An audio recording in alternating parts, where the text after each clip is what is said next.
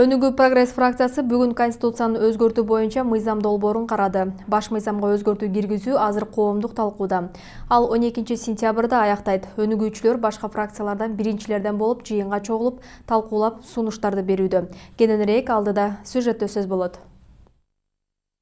Конституциянын өзгөрүүсүнө коомчулукта пикир бирдей эмес. Айрым топтор анын өзгөрүүсүнө каршы экендигин билдирип, кол топтоо аракетин баштаса, дагы бир тобу ага өзгөртүү киргизүүгө макул экенин айтышууда.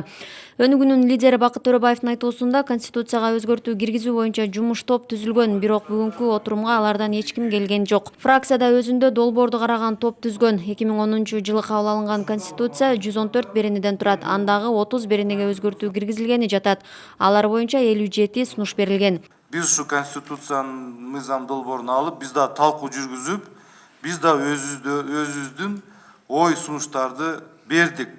Biz 15 berenege özüzdün sunuşlarımızı berdik, urmatlı депутаттар. Фракция ар бир өзгөртүлүп жаткан беренелерди угуп сунуштарын берди. 21 берене, сиздер жакшы билесиздер, акыркы жылдарда аябай көп сексуалдык зордук зомбулук өсүп баратат. Мына кече Талас областында Манас районунда сот өттү.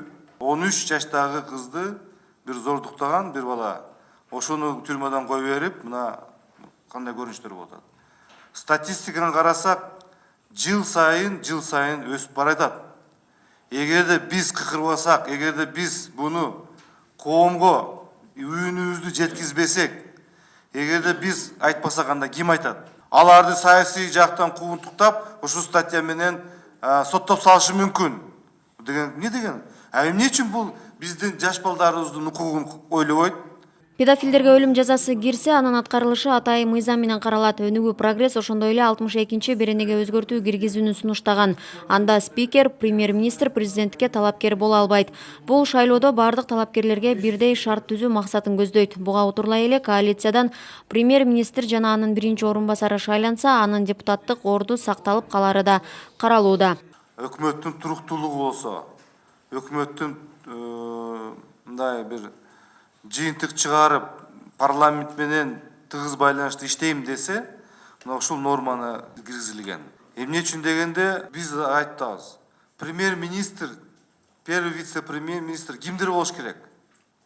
Бул парламентте шайлоодон өткөн парламенттик фракциянын лидери болуш керек деп айтабыз. Эмне үчүн?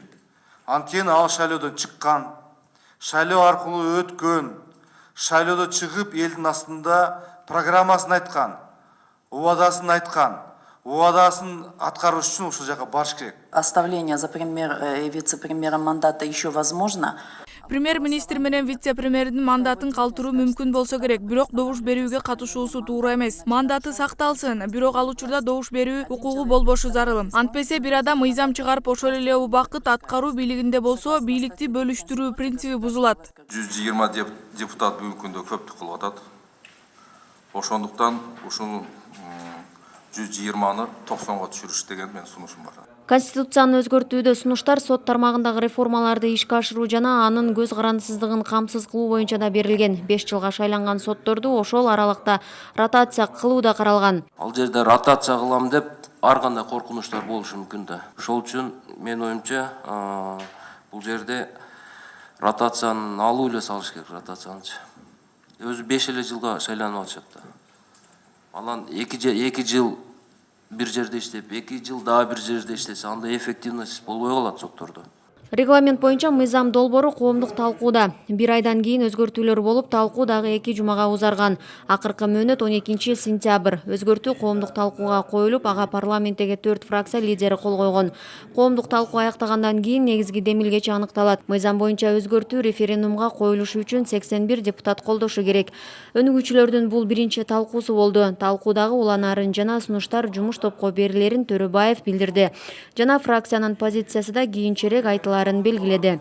Бурулай Пусурманкулова, Руслан Сабатаров, Сентябрь.